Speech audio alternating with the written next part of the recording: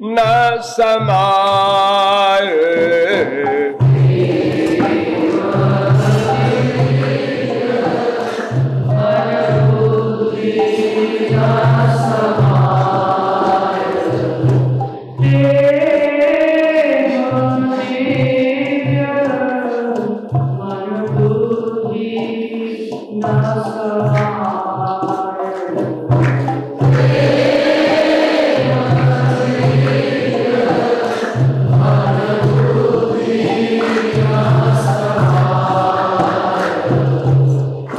इस संकीर्तन की व्याख्या में आप लोगों को बताया गया कि प्रेम अनिर्वचनीय क्यों कहा गया और उस प्रेम के 6 वैशिष्ट भी बताए गए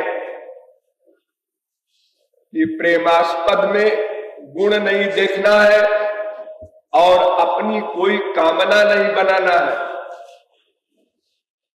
अगर प्रेम पाना है, और प्रेम प्रतिक्षण बढ़ने वाला होता है, न वो रुका रहता है न घटता है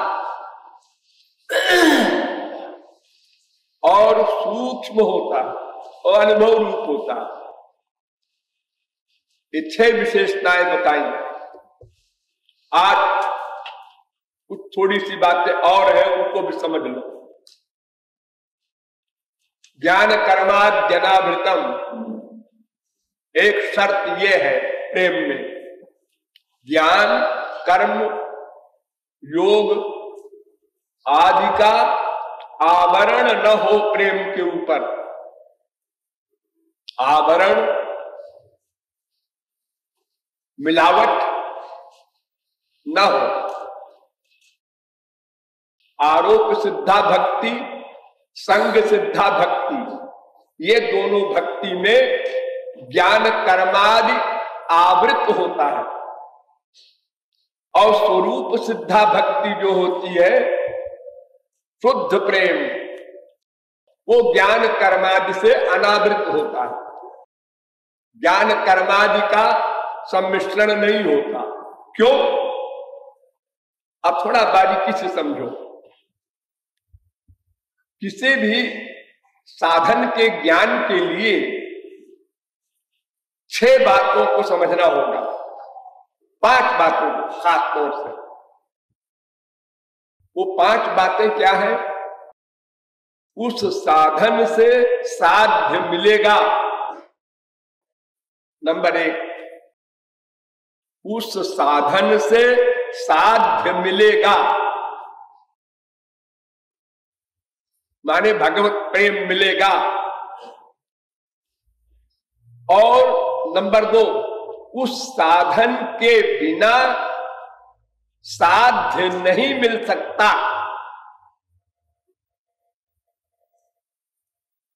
उस साधन के बिना वो दिव्य प्रेम नहीं मिल सकता।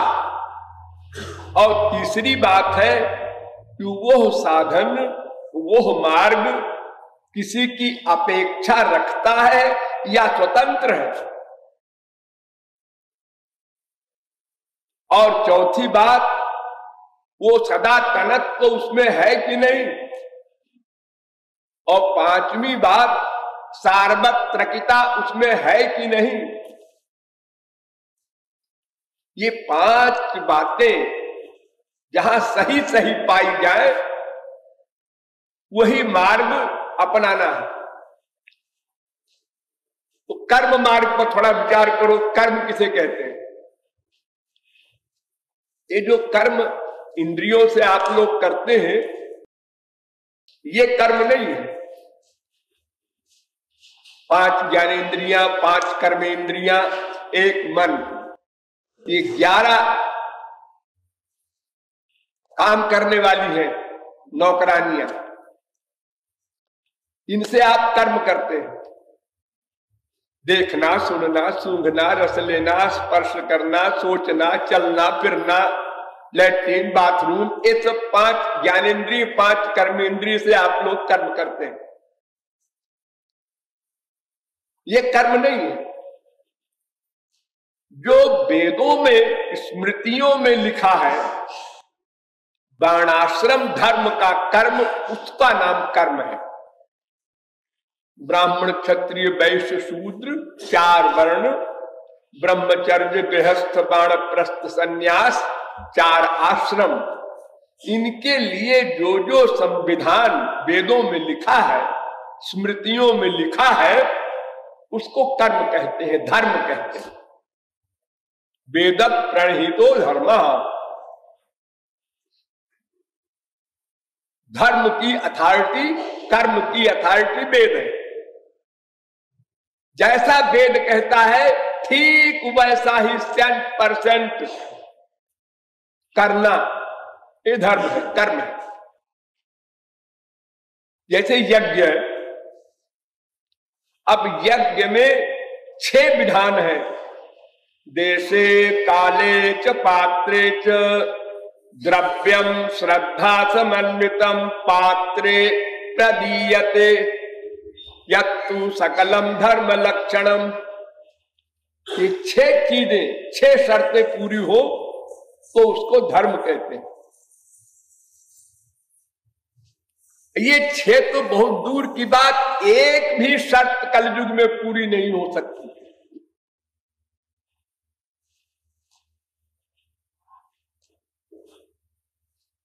जैसे द्रव्य जिससे हवन करता है यज्ञ में, वो वर्णाश्रम धर्म के अनुसार कमाई हुई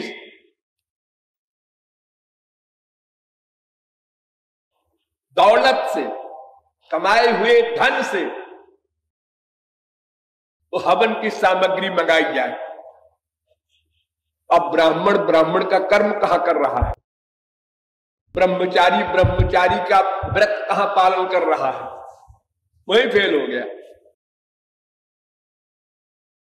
तो कलयुग में कर्म का पालन हो ही नहीं सकता। अगर बाई मान लो 0.1% किसी ने कर्म धर्म का पालन कर लिया तो स्वर्ग मिलेगा। फल स्वर्ग क्या होता है? ऐशो आराम के सामान ज्यादा होते हैं वहां। जैसे यहां पर हम पैसे वाले हैं, हमने कहा है रसगुल्ला मंगाओ, आदमी फौरन नौकर भाग के गया, रसगुल्ला बाजार से ले आया, हाँ साहब खाइए। स्वर्ग में मंगाना लगाना कुछ करना धरना नहीं है। सोचा रसगुल्ला आ जा, आ गया सामने।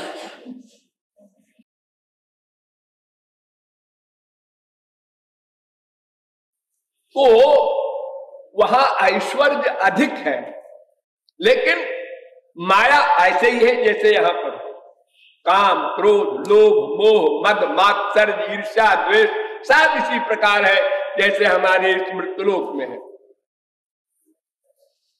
वैसे ही सब कामनाएं हैं, वैसे ही क्रोध है, सब वैसी बीमारी है। अपने से ऊपर देखकर अशांत हो रहा है। एक से एक ऊंचे लोक है ना, स्वर्ग में भी कई कोटियां हैं, 7 स्वर्ग है, एक से एक अधिक ऐश्वर्य है। तो जैसे हम यहां पर अपने से आगे वाले धनी को देखकर ईर्ष्या करते हैं, हमारी तो मारुति गाड़ी है और उसके पास तो मर्सिडीज है, हम तो 2 कमरे के मकान में रहते हैं, ये तो 8 कमरे की इसकी हवेली है। ऐसे स्वर्ग में भी वहां भी ईर्ष्या द्वेष,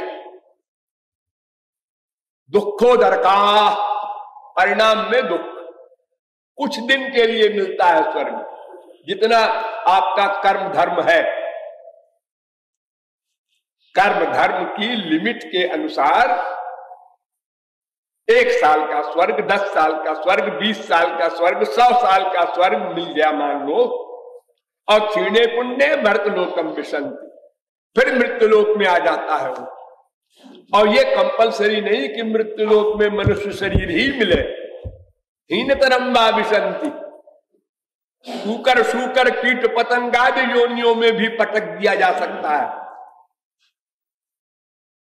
तो दुखोदर का परिणाम में दुख है। तमोनिष्ठा वह भी अज्ञान का अधिकार है। अक्षुद्रानंदा लिमिटेड सुख मिलता है, जैसे हमारे संसार में लिमिटेड सुख है।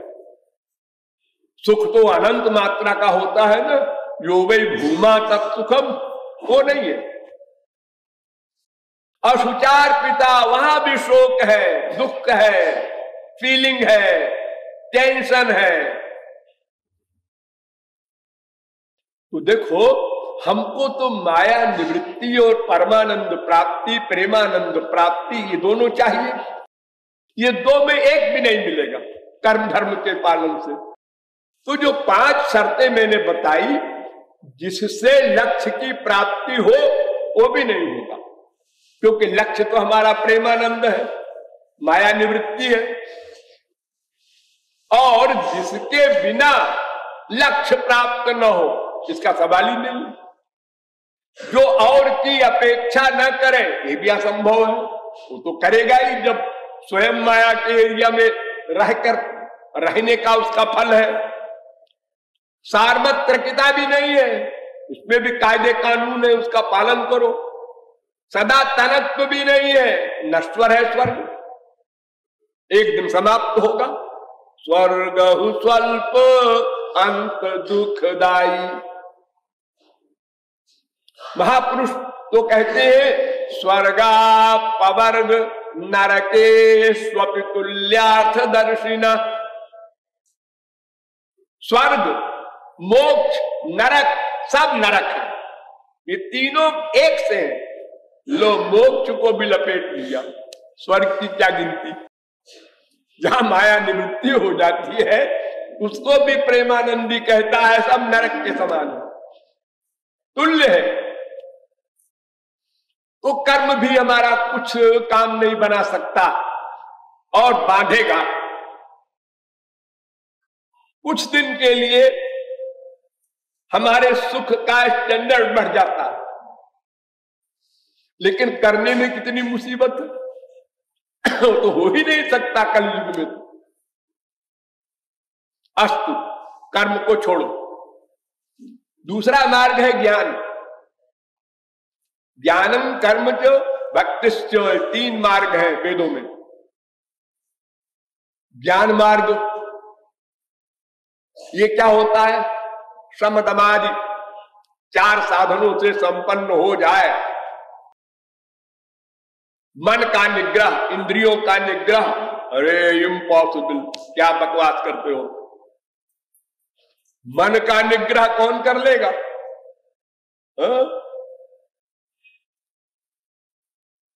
तो 4 साधनों से संपन्न होना यही असंभव।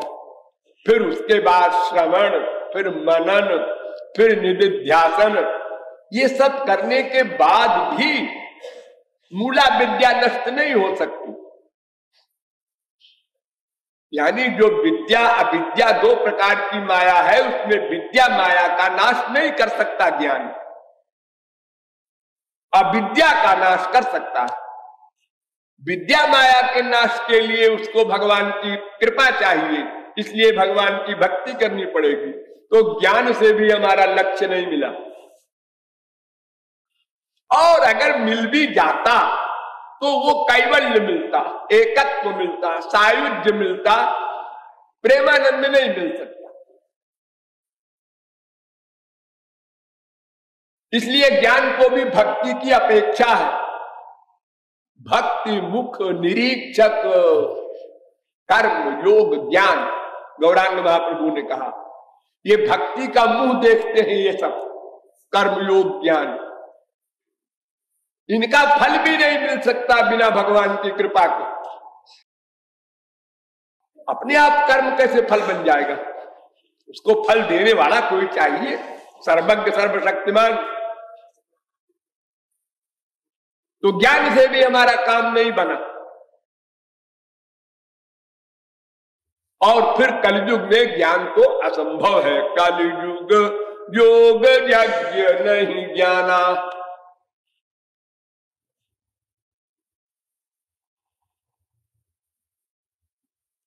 अब तीसरा मार्ग है एक और योग, मान लो है, चलो वो भी अष्टांग होता है, यम नियम आसन प्रत्याहार प्राणायाम ध्यान धारणा समाधि। 8 ज्ञान में भी है दर्जे और 8 योग में भी है। उसमें भी स्वरूप का ज्ञान होता है, भगवत स्वरूप का नहीं, स्वस्वरूप का। निर्विकल्प समाधि हो जाती है, माया निवृत्ति नहीं हो सकती।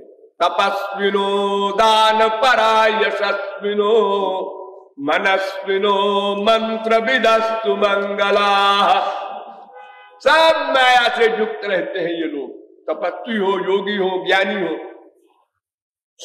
साधक सिद्ध विमुक्त उदासी कवि कोविद कृतज्ञ सन्यासी योगी शूर सुतापस ज्ञानी धर्म निरत पंडित विज्ञानी ताराई ना बिनु से मम स्वामी राम नमामि नमामि नमामि।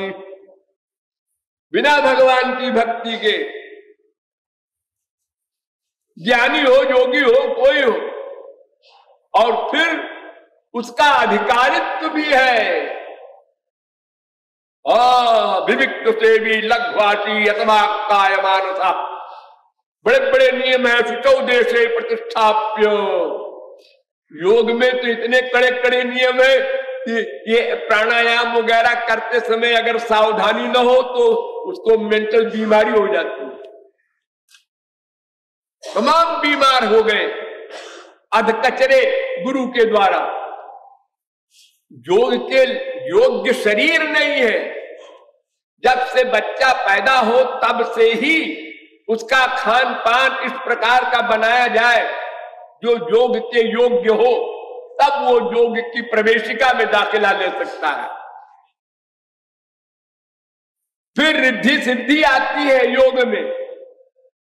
कहीं अरबों में कोई हो भी जाए तो रिद्धि सिद्धि उसको अपने पंजे में लपेट लेती है और वो रिद्धि सिद्धि के चक्कर में पड़ जाता है, मोक्ष से वंचित हो जाता है। और मन का निग्रह मेन योग का सब्जेक्ट है। योगस् चित्त वृत्ति निरोधा, ये सूत्र है। चित्त वृत्ति को निरोध करना, मन को वश में करना, सारे योग का एम ये है। लेकिन गिर जाता है, तब योग ने ही कहा, उसी दर्शन शास्त्र ने कहा ईश्वर प्रणिधानात् वा। अगर गिर जाओ भाई योग मार्ग से तो भगवान की भक्ति की शरण ले लेना, ये योग दर्शन कह रहा है। बीतराग विषयम वा चित्तम, योग दर्शन। जो माया से परे है महापुरुष, उसका ध्यान करो तो बच जाओगे, मन वश में हो जाएगा। यानी भगवान और महापुरुष इन दोनों की भक्ति से ही काम बनेगा, ये योग भी मानता है। उससे भी लक्ष्य की प्राप्ति नहीं हुई, सब बीच में छोड़ देते हैं। कुछ दूर ले जाकर के छोड़ दिया, आगे हम नहीं जा सकते भाई। अरे भाई तो हम तो तुम्हारी शरण में आए थे कि माया से उत्तीर्ण हो जाए, दिव्यानंद दिव्य प्रेम कृष्णानंद रामानंद मिले। ये तुमने क्या किया, बीच में छोड़ दिया हमको। ना इधर के रहे ना उधर के रहे, ना खुदाई मिले ना विशाले सनम।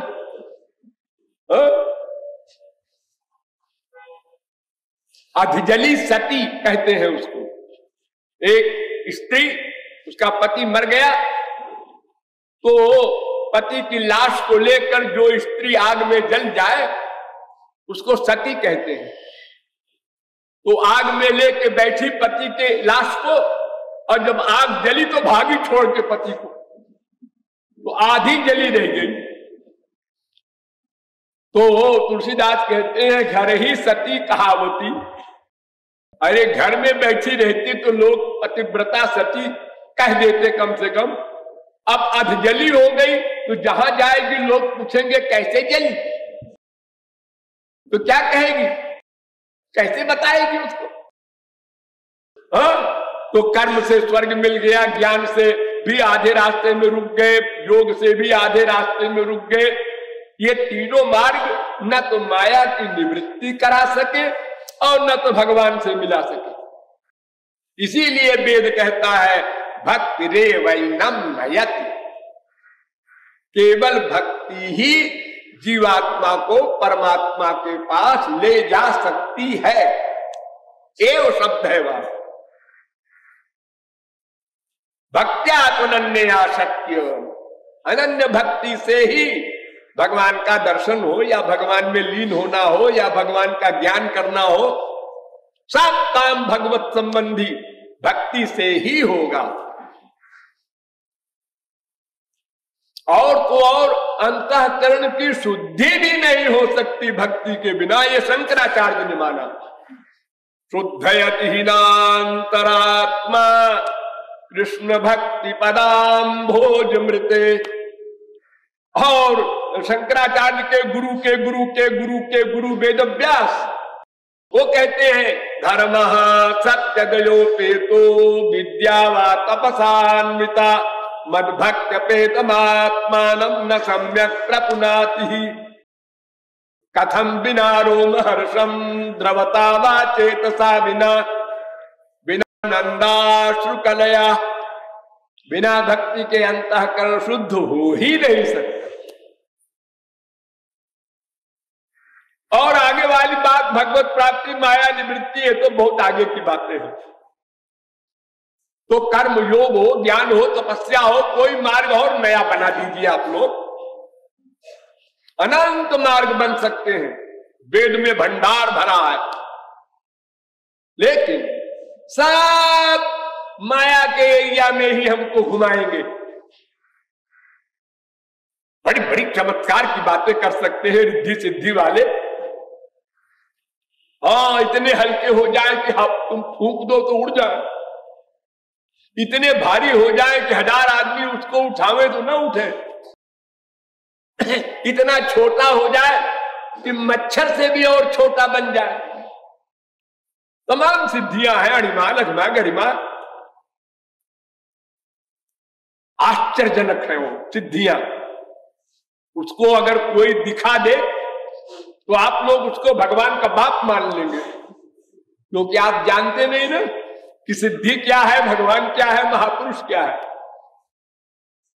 थोड़ी सी झूठ मूठ की बाई चांस वाली बात को भी आप लोग महापुरुष मान लेते हैं।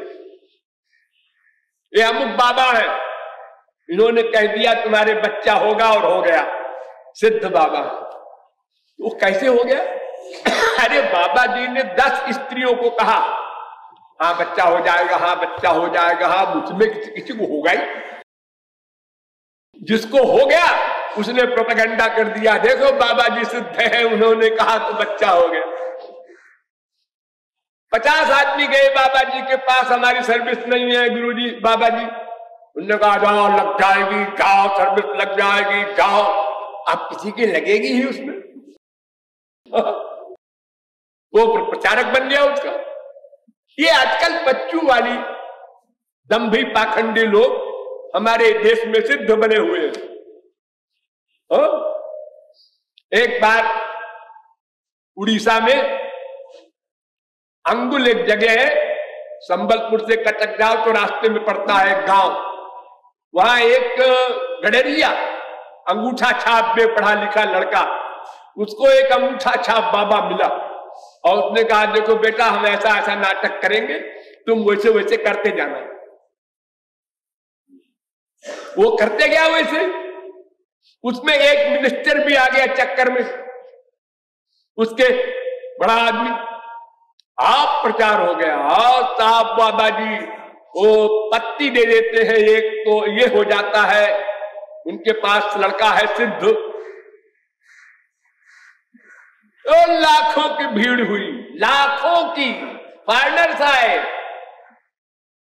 कि वहां तो अंधे को आंख मिल जाती है, बिना बच्चे वाली को बच्चा मिल जाता है, जो जो कामना जिसकी है साहब पूरी हो जाती है। खूब नाटक हुआ, फिर गवर्नमेंट को हस्तक्षेप करना पड़ा, सबको भगाना पड़ा। पानी बिका है वहां पर, पानी। मैं संबलपुर लेक्चर देने के बाद कटक लेक्चर देने गया तो रास्ते में मैंने गाड़ी रोक दी। हमने कहा भाई वो गांव रास्ते में पड़ता है, सुना है, मैं उस लड़के से मिलूंगा। वो गया हमारा ड्राइवर, वहां के संबलपुर के थे रामलाल, गड़रिया को उसको बुला के लाया। वे पढ़ा लिखा। हमने कहा तुम्ही ने नाटक किया था? स्वामी जी हमने किया था। एक बाबा जी आए, उन्होंने कहा ऐसा ऐसा करो, क्योंकि हम फिलॉसफी नहीं जानते। अगर हम एक बात जान लेते कि मृत्यु निश्चित है, डेट श्योर, उसका टाइम निर्धारित है, उस समय मरना पड़ेगा। चाहे बैठे बैठे मर जाओ, चाहे हवाई जहाज गिरे मर जाओ, चाहे एक्सीडेंट में मर जाओ, चाहे हार्ट फेल, जो कुछ भी हो उसी समय जाना होगा उसको। फिर दूसरे को दोष क्यों देते हो? अगर वैसा न होता तो वो न मरता, न मरता। क्या बकवास है, नास्तिक है हम लोग, वेद शास्त्र जानते नहीं। प्रारब्ध सब तो भोगना पड़ेगा। अगर ये वाक्य हमारी बुद्धि में बैठा होता तो हम क्यों जाते ऐसे प्रोपेगेंडा में? अरे असंभव है, हो ही नहीं सकता। तुलसीदास ने लिखा, बहराइच है इसी हमारी यूपी में, वहां एक दरगाह है मुसलमान की, वहां हर साल मेला लगता है, लाखों आदमी जाता है, हिंदू भी मुसलमान भी। तुलसीदास कहते हैं, लहो आंख किन आंधरो जग बहराइच जाए। सारी दुनिया बहराइच जा रही है उस दरगाह पर नमस्कार करने, जरा वो आदमी तो बताओ जिस अंधे को आंख मिल गई हो। लेकिन जा रहे हैं, पागल तरीके भागे जा रहे हैं। अपने घर में बगल में मंदिर है, राधा कृष्ण की मूर्ति है, उसको छोड़ के जा रहे हैं वैष्णो देवी और तिरुपति मंदिर और खोपड़ा मंदिर। क्यों? वहां के भगवान, वहां के हनुमान, वहां के देवी जी बड़ी सिद्ध है, और बाकी तुम्हारे बगल वाले मंदिर के ये तो बगल में रहते हैं। इनकी इंपॉर्टेंस नहीं है जो बगल में रहते हैं, जो पहाड़ पर चढ़ के जाओ। हमारे देश में एक रिवाज है, जहां कहीं ऊंचा टीला हुआ वहां एक मंदिर बना देते हैं लोग और प्रोपेगेंडा कर देते हैं।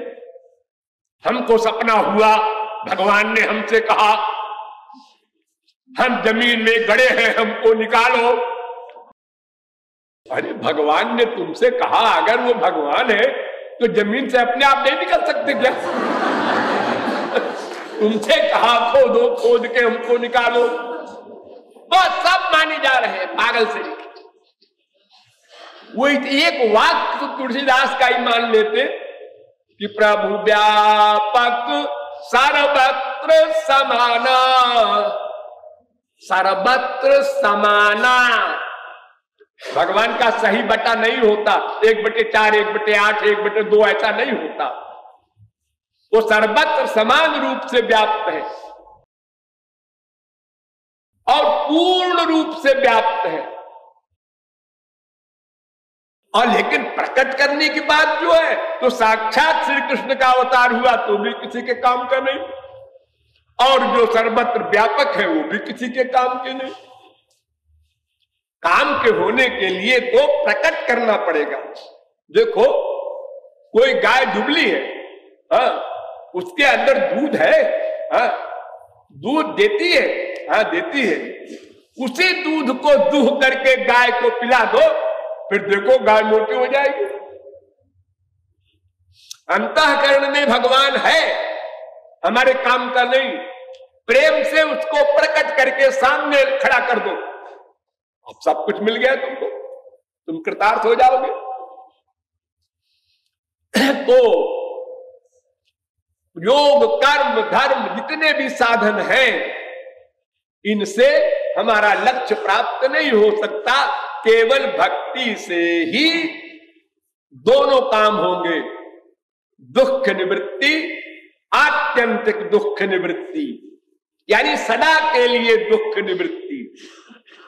टेम्परेरी दुख निवृत्ति तो आपकी रोज होती है गहरी नींद में, वो नहीं। क्लोरोफार्म सुंघा दिया डॉक्टर ने, आपको चीर रहा है आपके फोड़े को, शरीर को, हार्ट को, दर्द हुआ नहीं, दुख निवृत्ति हो गई, हाँ हो गई। फिर जब होश में आए तो दुख फिर आ गया। ये टेम्परेरी नहीं, सदा के लिए सब दुख समाप्त हो जाए, इसी को माया निवृत्ति कहते हैं। दुख त्रयाभिघाता जिज्ञासा तदभिघात के हेतु, दैहिक दैविक भौतिक ताप सब समाप्त हो जाए। एक लक्ष्य यह है और एक है प्रेमानंद की प्राप्ति।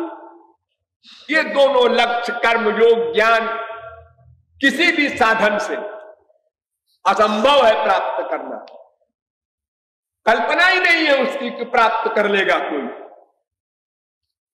इसलिए प्रेम प्राप्त करना है तो ज्ञान कर्म योग आदि को तिलांजलि दे दो, अलग कर दो। वो ज्ञान, ध्यान दो, वो ज्ञान अपना लो जो भक्ति में सहायक हो। श्री कृष्ण कौन है, जीवात्मा कौन है, साधन क्या है, ये सब ज्ञान, भक्ति संबंधी ज्ञान कंपलसरी है, जरूर समझो। अगर नहीं समझोगे तो गिर जाओगे। और भक्ति संबंधी कर्म, भगवान की सेवा पूजा जो भी तुम करते हो, आंख से देखना, दर्शन करना, कान से भगवान के लीला कथा सुनना, ये सब करो, ये कर्म करो। यानी कोई भी साधन जो भगवत प्रेम बढ़ाने में हेल्पर हो, उसको अपना लो, वो सब ग्राह्य है। ये न केन प्रकारेण मनः कृष्णे निवेशयेत्, जिस किसी प्रकार से भी मन का अटैचमेंट हरि गुरु में हो, वो प्रकार तुम चुन लो अपने आप, चॉइस। उसमें कर्म भी आ जाए, ज्ञान भी आ जाए, योग भी आ जाए, और भी जो कोई आना हो आ जाए, सब ले लो, आओ तुम भी आओ भाई। लेकिन हमारी भक्ति में बाधक अगर कोई है तो फिर तुम आउट, बाहर जाओ। भक्ति का साधक हो ऐसा कोई मार्ग हो तो वो स्वीकार्य है। तो इस प्रकार कर्म वो योग ज्ञान से अनावृत हो और सब प्रकार की इच्छाओं से रहित हो और अनुकूल भाव से चिंतन हो, प्रतिकूल भाव से नहीं। प्रतिकूल भाव से भी संत हमारे यहां सिद्ध बने हैं लोग, शिशुपाल वगैरह, दुश्मनी करके मन का अटैचमेंट श्री कृष्ण में कर दिया, वो भी पार हो गए माया से। लेकिन आपको नहीं करना है। वो लोग ब्रज का परमानंद नहीं प्राप्त कर सके, वो भगवान के चरण में लीन हुए हैं, मोक्ष मिल गया उनको, प्रेमानंद नहीं मिला। राक्षसों को जिनको मारा है, इसलिए अनुकूल भाव से, अनुकूल भाव चार बताए हैं मैंने, दास, सख्य, वात्सल्य, माधुर्य। इनमें भी सर्वश्रेष्ठ माधुर्य भाव। माधुर्य भाव से भगवान के शरीर का, दिव्य शरीर का रूप ध्यान करते हुए आनंद मात्र कर पाद मुखोदर आदि। मैंने 50 बार 1000 बार समझाया है कि भगवान और भगवान का शरीर दोनों एक है, देह देही भेद नहीं है। ऐसे दिव्य देह का ध्यान करते हुए मन से बना करके जैसा तुमको पसंद हो, जो नाम पसंद हो, जो गुण पसंद हो, जो लीला पसंद हो, उन सब का अवलंब लेकर के रो करके उनसे उनका दिव्य प्रेम मांगो, उनका दर्शन मांगो। ये साधना करते करते हरि गुरु की शरण में रहकर जब अंतःकरण शुद्ध कर लोगे, तब वो स्वरूप शक्ति से वो दिव्य शक्ति मिलेगी। तब मन दिव्य बनेगा, बुद्धि दिव्य बनेगी, शरीर दिव्य बनेगा। तब गुरु दिव्य प्रेम देगा। तब उसी क्षण माया निवृत्ति, परमानंद प्राप्ति, भगवत प्राप्ति सब करतलगत हो जाएगा। ये प्रेम का हल्का फुल्का आइडिया आपको बताया गया, विशेष फिर कभी। बोलिए वृंदावन बिहारी लाल की।